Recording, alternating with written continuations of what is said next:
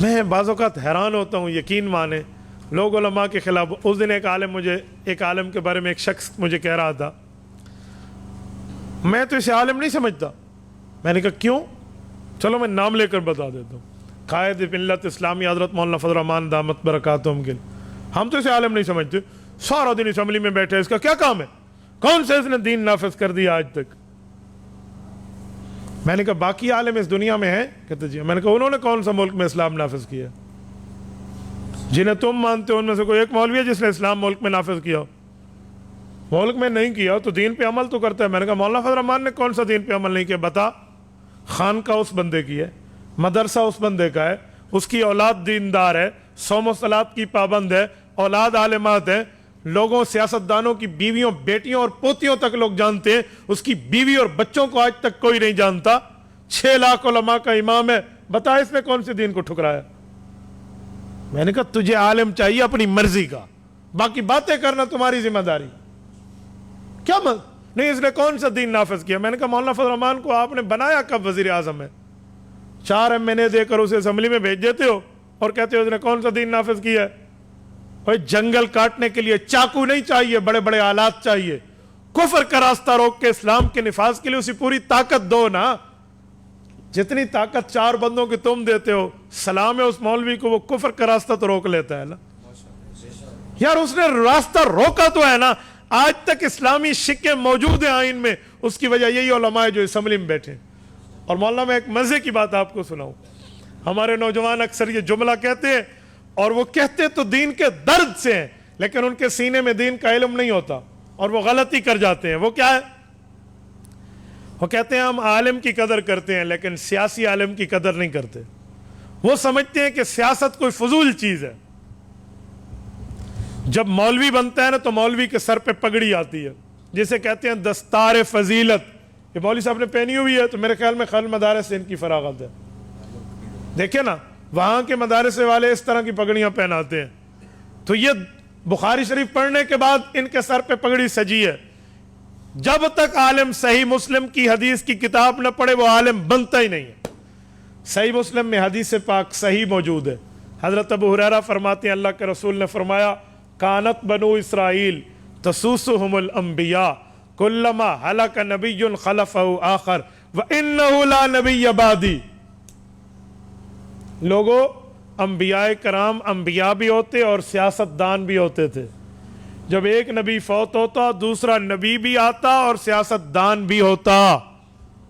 اور میں سب سے آخری نبی ہوں، میرے بعد نبی نہیں آئیں گے، میرے خلفاء ہوں گے. اور جامع ترمذی میں العلماء ورثۃ الانبیاء، علماء انبیاء کے وارث ہیں. تو جب عالم نبی کا وارث ہے ہر چیز میں نا، مصلی نبی کی وراثت میں عالم کو ملا، ممبر نبی کی وراثت میں عالم کو ملا، نکاح جمعہ عید کا خطبہ نبی کی وراثت میں عالم کو ملا، نکاح طلاق غمی خوشی کے فتوے دینا نبی کی وراثت میں عالم کو ملا. تو سیاست بھی نبی کی وراثت میں عالم کو ملی ہے. ہم بڑے حیران ہیں، مصلی کے لیے تو داڑھی والا ڈھونڈتے ہیں، ممبر کے لیے تو دیندار عالم ڈھونڈتے ہیں، نکاح طلاق جنازہ غمی خوشی کے لیے تو علماء ڈھونڈتے ہیں، سیاست کے لیے کسی وڈیرے جاگیردار اور دنیا دار کو ڈھونڈتے ہیں. کیوں؟ یہ نبی کی وراثت نہیں ہے، یہ پیغمبر کی وراثت نہیں ہے، اس کا نبی کی وراثت سے کوئی تعلق نہیں ہے. یار یہ سیاست بھی تو نبی کی وراثت ہے. یہ میرے پاک پیغمبر نے فرمایا. ایک بندہ کہنے لگا آج کل سیاست فضول ہو گئی ہے. میں نے کہا اگر کوئی ایسے کہہ دے آج کل امامت فضول ہو گئی ہے تو کسی داڑھی منڈے کو امام بناؤ گے اپنی مسجد کا؟ خطیب رکھ لو گے؟ کہتے نہیں. میں نے کہا پھر نہیں، حضور پاک کے دور کو 14 سال گزر گئے ہیں اسی لیے سیاست فضول ہو گئی ہے. میں نے کہا پھر امامت اور خطابت بھی فضول ہو گئی ہے، 14 سال گزر گئے ہیں. تو اگر وہ محفوظ ہے تو یہ بھی محفوظ ہے. وہ خدا کے بندے سیاست دین کا جزو ہے، سیاست شریعت کا حصہ ہے، سیاست اسلام کا پارٹ اور حصہ ہے. آپ کیسے کہتے ہیں یہ نہیں ہے؟ اور جس بندے نے اس میدان کو سنبھالا ہے وہ تو رسول اللہ کی وراثت میں سنبھالا ہے. تو کہتا ہے میں سارے مولویوں کو مانتا ہوں، سیاسیوں کو نہیں مانتا. اور تبلیغ کا مولوی تبلیغ سنبھالتا ہے تو حضور کا وارث ہے اور یقیناً ہے. جہاد کا مولوی صحیح جہاد سنبھالتا ہے تو حضور کا وارث ہے. تدریس کا مولوی درس سنبھالتا ہے تو حضور کا وارث ہے. تزکیہ کا مولوی خانقاہ میں دلوں کو اللہ اللہ کرنا سکھانا اگر سنبھالے ہوئے تو حضور کا وارث ہے. سیاست جس عالم نے سنبھالی ہے وہ حضور کا وارث کیوں نہیں ہے؟ یہ تمہیں کس نے کہہ دیا یہ رسول اللہ کا وارث نہیں ہے؟ اور میں ایک جملہ کہتا ہوں، رمک کے مسلمانوں، دل کی تختی پر غور سے یہ بات ذہن میں رکھنا، یہ جو لفظ ہے نا کہ ہم مولویوں کو مانتے ہیں سیاسی مولویوں کو نہیں، یہ سب سے پہلے کس نے کہا تھا؟ اس دھرتی پر کس نے کہا تھا آپ جانتے ہیں؟ قادیانیوں نے کہا تھا۔ کیوں؟ کہ جب قادیانیوں نے ملک میں ختم نبوت کا انکار کیا اور مرزے کو جھوٹا نبی مانا، جھوٹے کو نبی مانا، اور کلمے کی دعوت دے کر اعلان کیا کہ لا الہ الا اللہ محمد الرسول اللہ میں لفظ محمد سے مراد مرزا قادیانی ہے، نعوذ باللہ۔ انہوں نے اعلان کیا کہ ہمارا نبی مرزا ہے، اس پر فرشتہ اترتا ہے جس کا نام ٹیچی ٹیچی ہے، اس پر سنسکرت زبان میں آیات اترتی ہیں، اور قادیانیوں نے اپنا مذہب بنایا اور حضور پاک کی ختم نبوت پر ڈاکہ ڈالنے کی کوششیں کی۔ تو عطا اللہ شاہ بخاری امیر شریعت رحمۃ اللہ علیہ، اللہ اس کی قبر پہ کروڑوں رحمتیں نازل فرمائے، یہ میدان میں آئے، 10,000 آدمی شبہ ہوا، لیکن ملک میں قانون نہ بنا سن 53 کی تاریخ میں۔ لیکن جب سن 1974 آیا، اس وقت اس ملک پر اللہ کی ایک رحمت تھی، ایک سیاسی عالم اسمبلی کا ممبر تھا جسے دنیا مولانا مفتی محمود کے نام سے یاد کرتی ہے رحمہ اللہ۔ یہ اسمبلی میں تھا، سیاسی بھی تھا، مدرس بھی تھا۔ اس نے قومی اسمبلی میں اعلان کیا، اس وقت کے وزیر اعظم جناب ذوالفقار علی بھٹو، اللہ ان کی مغفرت فرمائے، اس کا بہت بڑا ختم نبوت میں ہاتھ ہے، ان کی موجودگی میں کہا کہ آج ہم حضور پاک کا نام لے کر حلف لیتے ہیں، ہم حضور پاک کا نام لے کر خود کو مسلمان کہتے ہیں، اور رسول اللہ کی عزت اور ناموس اور ختم نبوت پہ حملہ ہے، ہماری اسمبلی کس لیے؟ ہم کس چیز پہ MLA بن کے بیٹھے ہیں؟ آپ اس چیز کا فیصلہ کرو۔ تو اسمبلی چاہتی تو یک طرفہ فیصلہ کر سکتی، تو نے یک طرفہ نہیں کیا، انہوں نے کہا جی قادیانیوں کو بلواؤ۔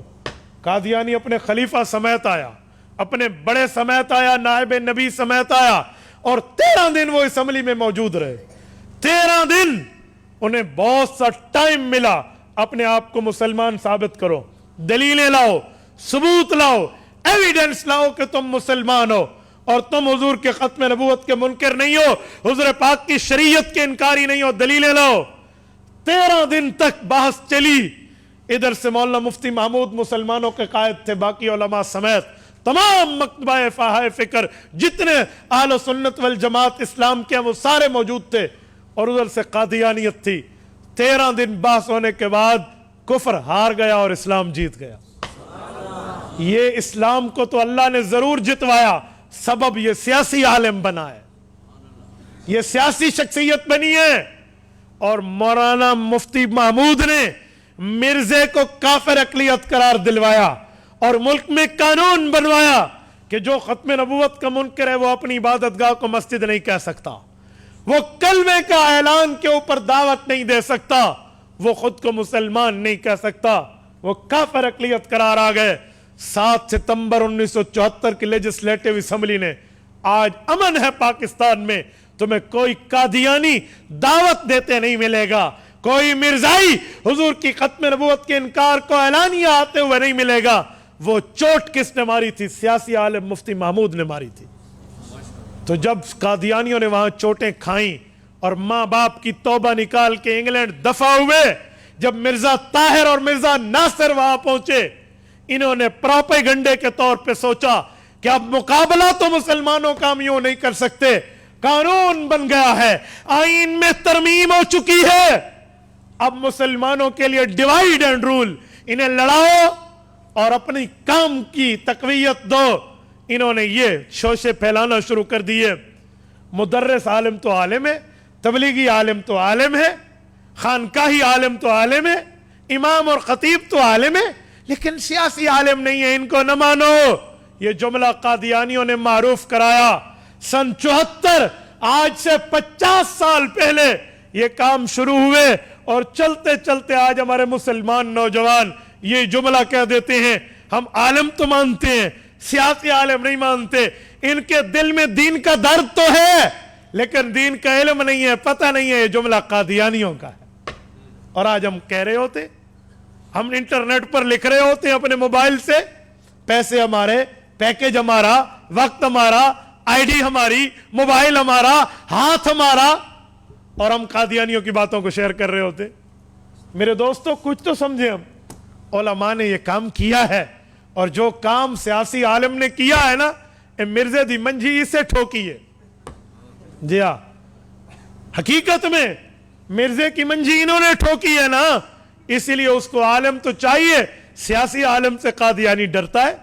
اور سلام ہے ہماری قیادت علماء کرام کو لندن میں بیٹھ کے, یہ اس بے ایمان نے, مرزے کا جو موجودہ جانشین ہے, بے ایمان کیا نام ہے اس کا, مسرور, یہ وہاں سے بیٹھ کے اس نے کہا تھا کہ جب تک پاکستان میں مولوی موجود ہے نا, ہماری دال گلنے والی نہیں ہے. میں کہتا ہوں سنو, مولوی بھی موجود ہے, اور جب تک رسول اللہ کا کوئی غلام بھی زندہ ہے تمہاری دال پھر بھی نہیں گلے گی. تو یہ تو سیاسی علماء نے کیا, اور ہم اپنے سیاسی اختلافات کی بنیاد پہ سیاسی علماء کے خلاف باتیں کرنا شروع کر دیتے ہیں. خدا کے لیے کچھ سمجھ کے بات کیا کرو. عالم عالم ہے, وہ نبی کا وارث ہے, وہ تبلیغ میں جائے, وہ جہاد میں جائے, وہ مدرسے میں جائے, وہ خانقاہ میں بیٹھے یا وہ اسمبلی میں بیٹھے, وہ نبی کا وارث ہے. ایسی بات نہیں ہے.